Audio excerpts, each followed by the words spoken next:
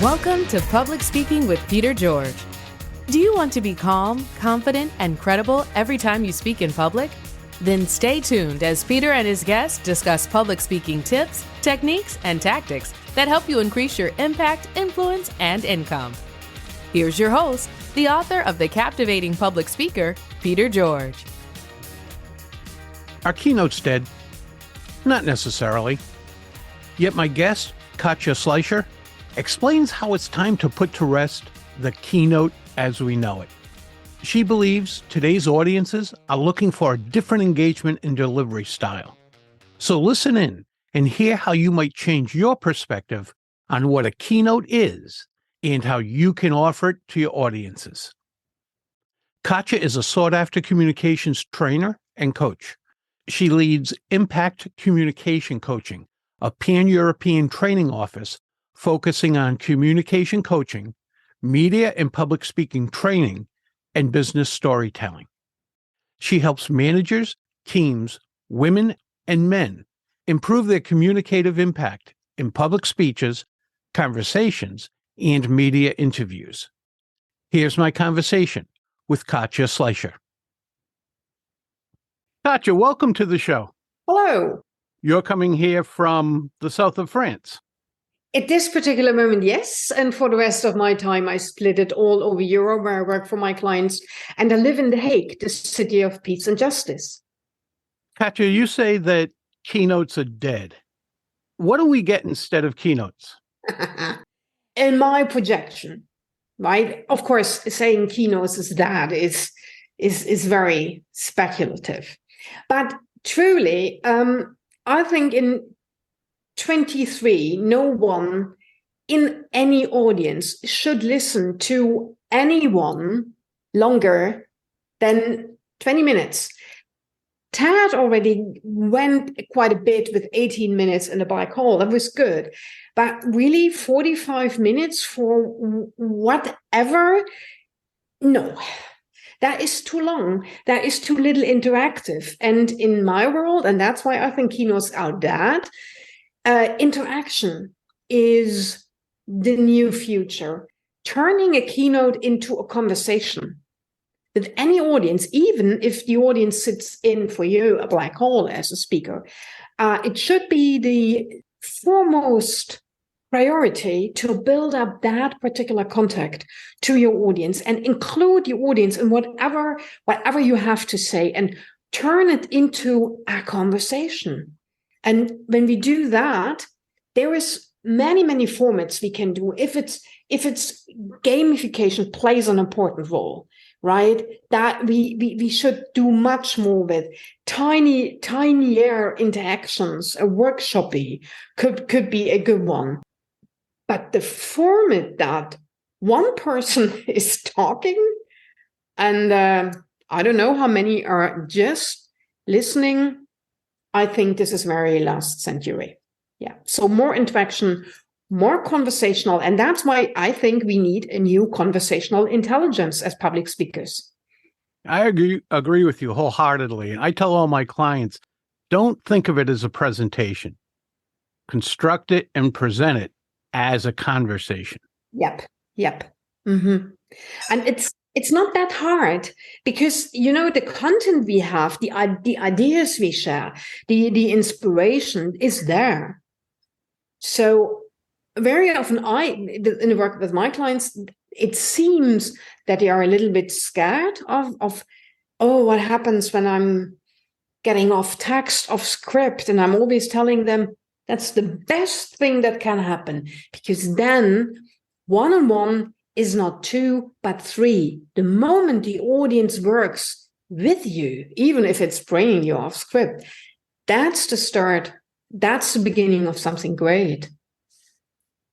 Sticking with the idea of keynotes or even replacing keynotes, we often think stories are extremely important to keynotes.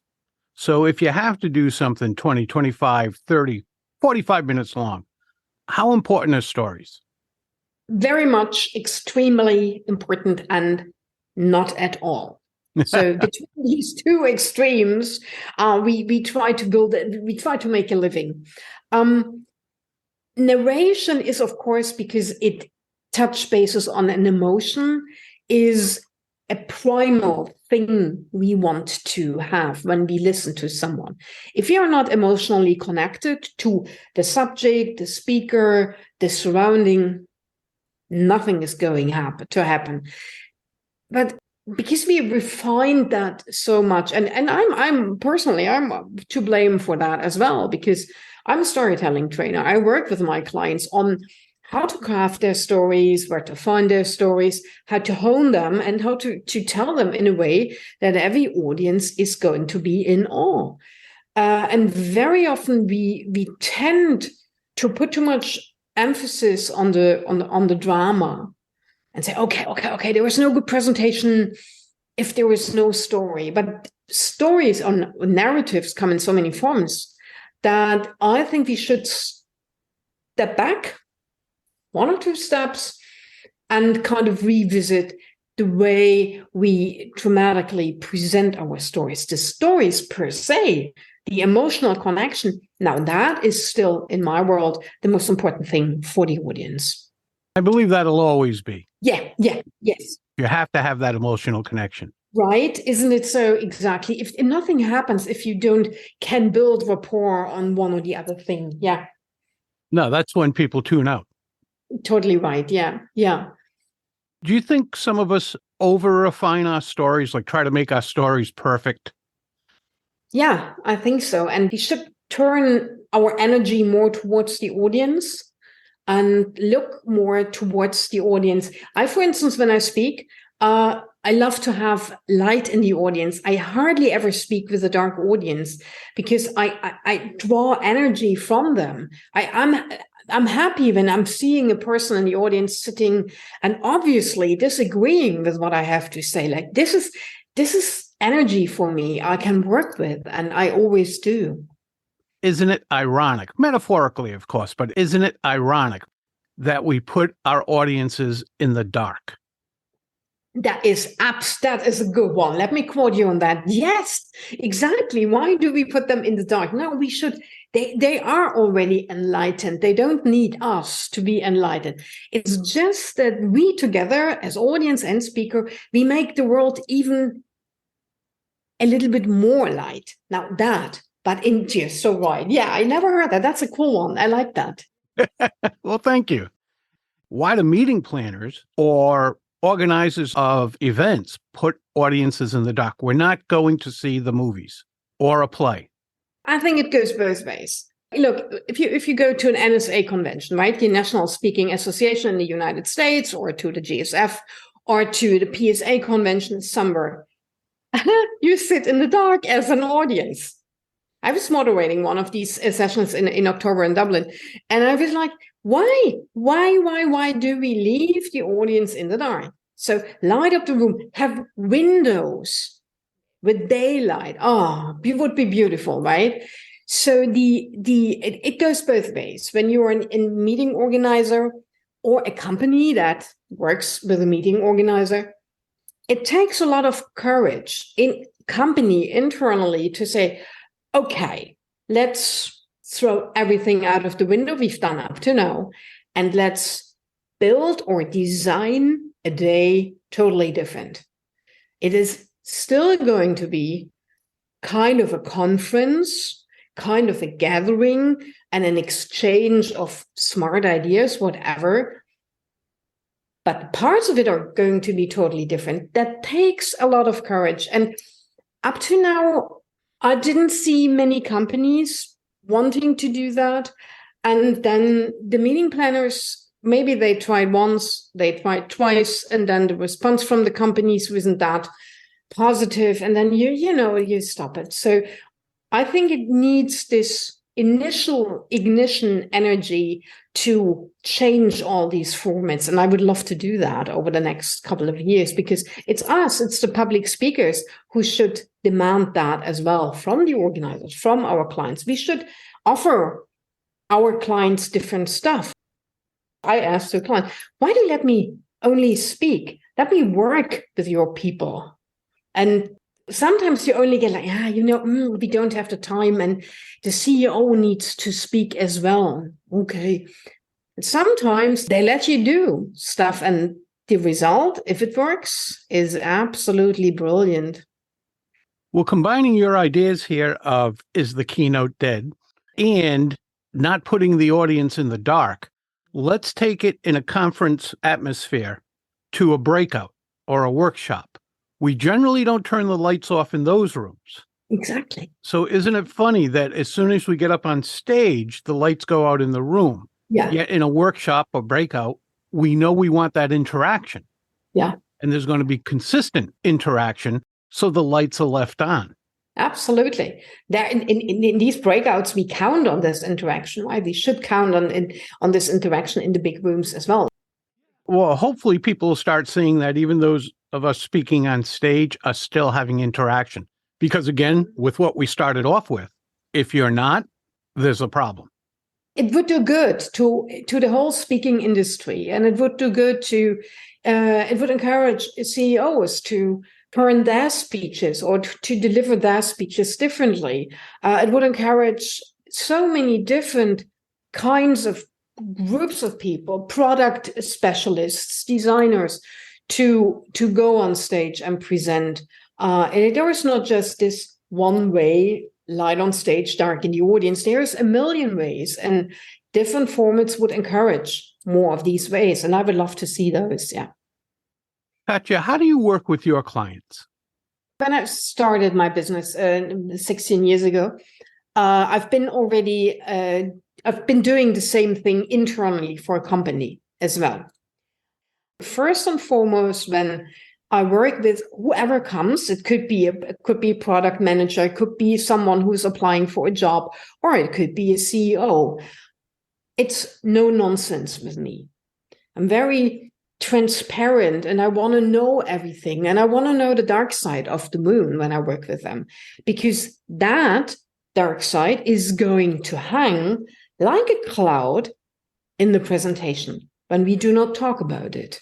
And that no nonsense, transparent, direct approach is for many people, very edgy. But after the sometimes hard beginnings, they love that approach, because first of all, we get more results faster and more emotionally better results. That is one. And it is like you're going to a tailor, and this tailor makes a suit for you or a dress for you that is absolutely perfectly cut for your body. And you, all of a sudden, you want to wear that piece of cloth. And this is what I'm doing with my clients. We tailor that suit that they love to carry on stage. And all of a sudden, all these good ideas, the messages, the things they have many times only thought of, but never spoken about it, all of a sudden it lies in front of them, and they just need to pick it up and to bring it together. And all of a sudden they love what they do, even on stage, while very often they are scared or do not like to be on stage.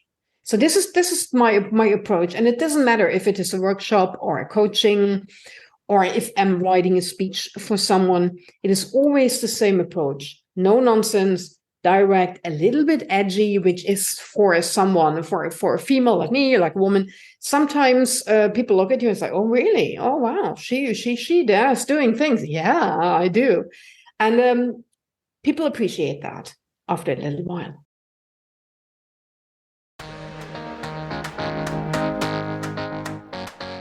Have you heard what noted speakers and readers are saying about Peter's book, The Captivating Public Speaker? An incredible resource full of practical and easy-to-implement advice. Something for everyone, no matter what your current skill level is. Will help you achieve the results you've been striving for. After this episode, please use the link in the show notes to check out The Captivating Public Speaker on Amazon. Now, back to Peter and his guest. What tips do you have for my listeners? How can they engage their audience, or how can they become masters of that particular stage? You do the same in your work. And what I always help them to hold on to is 4 things. One of them is language, or everything that has to do with language. Then we have this big part of body language. We have this big part of let's call it the structure of what you have to say. And the fourth one is what we call surroundings or context. I see it as the most underrated part. We tend to zoom in so much on what we want to say, what we are going to transmit, that we let everything that surrounds us just not support us. And we should do that. There is the weather. There is the time of the day. There is how many people are there? Do these people know each other? Is this that they just, meet once a year, or is it that they meet regularly so that before I speak, they had already a chat at a coffee bar? This is, to me, the board I can surf on. This gives me the chance as a keynote speaker to be a little bit of a moderator as well. And I think that helps. That helps to tackle nerves, that helps to build rapport with the audience, and that helps your messages to get across more easily. So this is a big underrated part. The second thing I always say, don't take yourself that important. Send your ego on vacation. Ego goes to the Caribbean, and now you can work. And I think this is really, really helpful. In terms of self-reflection, to go back to that moment, why are you really here on that stage? If I would wake you up at 3:00 at night, would you deliver the same speech because you're passionate about a topic or whatever? And when you find this essence with someone, then all of a sudden it is easier for the person who's presenting on stage to forgive whatever they call mistakes. I don't see many mistakes on stage, right? As long as there is content, passion, and a good idea, right? You can even forget your text. No, you go find it again. So that is another one. So the ego goes to the Caribbean, answering the question, why do you do what you do? Why you really do what you do? I think that's one. And then, and this is something I do very often with my clients, where is the joy in that? There is always, in whatever you have to say, however you interact with your audience, there is a point where you say, wow, that is great. And if you find that for yourself as a presenter, as a keynote speaker, even if you're not a professional keynoter, your audience will find that point too. And I think this is, besides all the technical tips we give our people, and stand and body language, all that, I think this is helping to survive and thrive on stage. I love those ideas, especially send your ego on vacation. When I travel to speak, whether it's in the U.S. and I'm going to a different area, I live in New England, the northeasternmost corner of the country. When I go to other regions, I like to know what's going on there, how they look at things, because it's a big country and we do look at things a little differently, even though we're one large nation. And when I go to other countries, I'm even more concerned with that because they have things that are particular to their cultures. So you're in Europe, and I've spoken in England a few times, but that I've never spoken on the continent. How is it culturally different? I've heard that Europeans don't stand and give standing ovations after things like keynotes. Is that true? Not that fast and not that automatically, right? This cheering, this standing ovation thing that everybody gets. I was like, yeah, great speech. This is a very typical American thing. And somehow it swapped over the pond. And now the rest of the world thinks that's the way it goes. It's mostly not the case. In many European countries, you will, as an American, for instance, you will feel, oh my God, there's a skepticism in this audience. They don't like what I have to say. So you will feel on stage that people are kind of drawn back, which is not the case. They are just more careful. And you get applause, probably. And afterwards, and this is to me an intercultural currency, when people afterwards come to you and have a specific question. Now, then they've been listening. What we, I speak for many, many Europeans here now, what we hate when Americans come and then they tell someone who wasn't here, say, oh, great presentation, great job, because we know it's a big fat lie. Yes, it's not true. It's not true, right? So we don't believe. We are not that much of believers in Europe. It takes more. It takes more. It takes at least two to tango, and it takes more to convince us. And we want to be convinced a little bit more before we are enthusiastic. It does not mean that we're not buying into the ideas. And even within Europe, there is huge differences. If you present in Finland, Finns are scarce with words. If you get a yes in Finland, that's already like a novel. While in Italy, there is a lot of brimborium going around everything before you get to the point.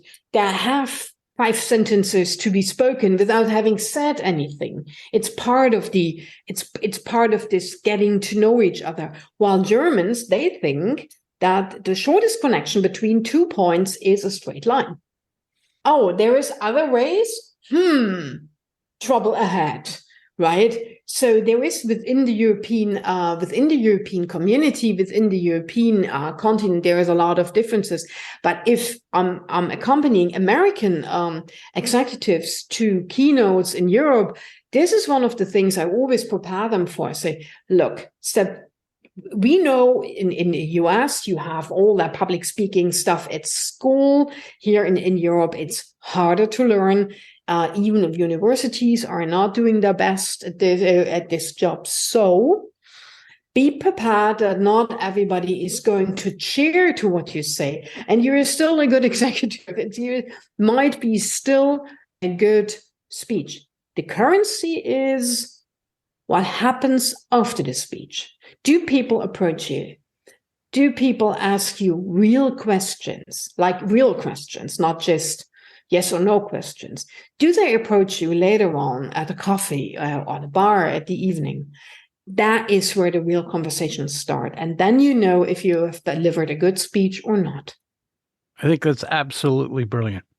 I've always thought that when someone says, great job, if that's all they have to say to you, you didn't give them an awful lot to contemplate.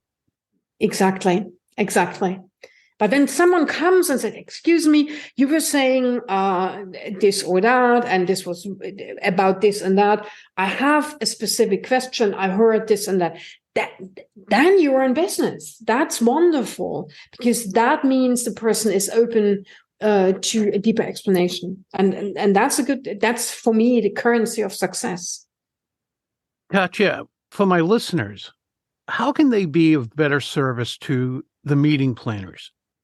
I think a meeting planner is an audience, a different audience, but an audience still, just like those sitting in the seats. It's absolutely crucial to show when you talk to meeting planners, when you talk to your speaking agents, when you show them what your portfolio is, that you give them much more than a list of your keynotes. The keynotes or the topics of your keynotes are just the beginning.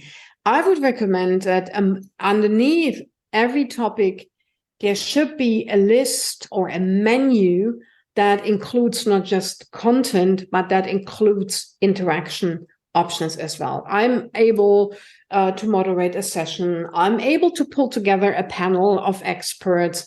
I'm able to set up an unconference. Whatever it is going to be, there is a lot of didactical stuff ongoing that speakers should look at. I recommend to every speaker that he should go into a moderation school, because that is the basis of interaction. How do I include the audience? That is very helpful. And then to the meeting planners, they get requests from institutions, organizations, companies, conference organizers. Okay, bring me speakers.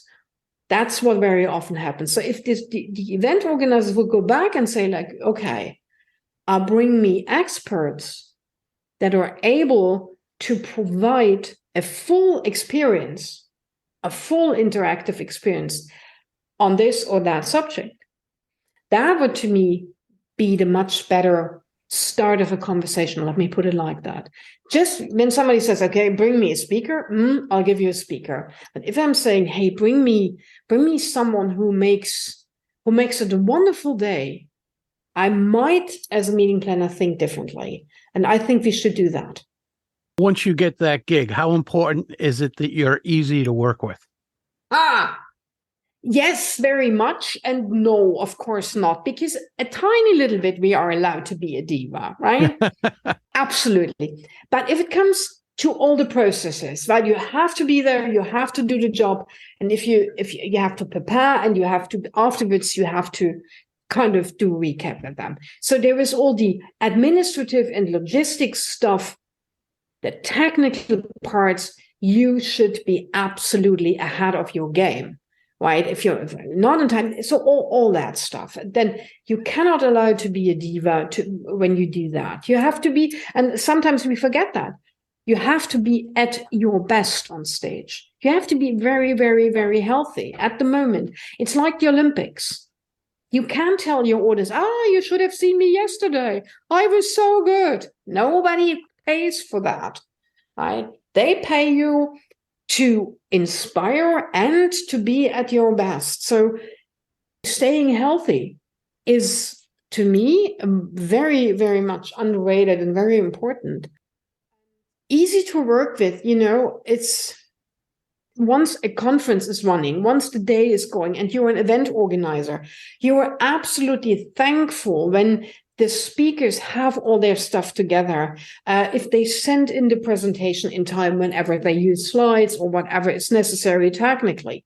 If this is one of my personal tips, the technicians should be your best friends. You should absolutely be on first name basis with these guys who do the sound and who do the visuals, whatever the technical stuff they do. This is the first, not the second one. The first is the person who is organizing the event, and it's the second person I go to is a technical person, just to see, hey, what is the setup? Okay, what were they thinking? This is their ideas. And then I tune into these ideas and say, like, okay, I can go along with that. Here I can help with that. And in this particular case, don't be complicated, because the conference per se for the organizers is already complicated enough. They don't need a complaining speaker, to be honest. I think sometimes we look at it as if we're the only thing happening. Right? At a conference, a gazillion things are happening that take that organizer's focus. They're not there to handhold us. Yeah, and that they shouldn't do. And then, but when it comes down to the topic we are talking about, to the conversations we have, there we are allowed to be a tiny little diva-esque, tiny little bit. Katja, I've enjoyed our conversation and what you've shared with us. Where can my listeners learn more about you and your services? There's of course my website, which is very simple, katjaschleicher.com in one word. And there is not that many people with that name, so I'm easy to find. I'm very strong on LinkedIn, to be honest. I think that is a very reasonable business network. And funny enough, I started TikToking. So it's, to me, a very interesting point of. And of course, I do have a YouTube channel. And Elon will enjoy this. Yeah, I'm still on Twitter, and I think I will stay on Twitter. I'll have those in the notes, and people can refer there and connect with you. Yeah, that would be nice. Cool. Thanks so much for being with us. I really appreciate it. Absolutely. You're welcome. Thank you. That's a wrap of another episode of Public Speaking with Peter George. Be sure to tune in again for a conversation with another public speaking expert. And remember to use the link in the show notes to go to Amazon and check out Peter's acclaimed book, The Captivating Public Speaker.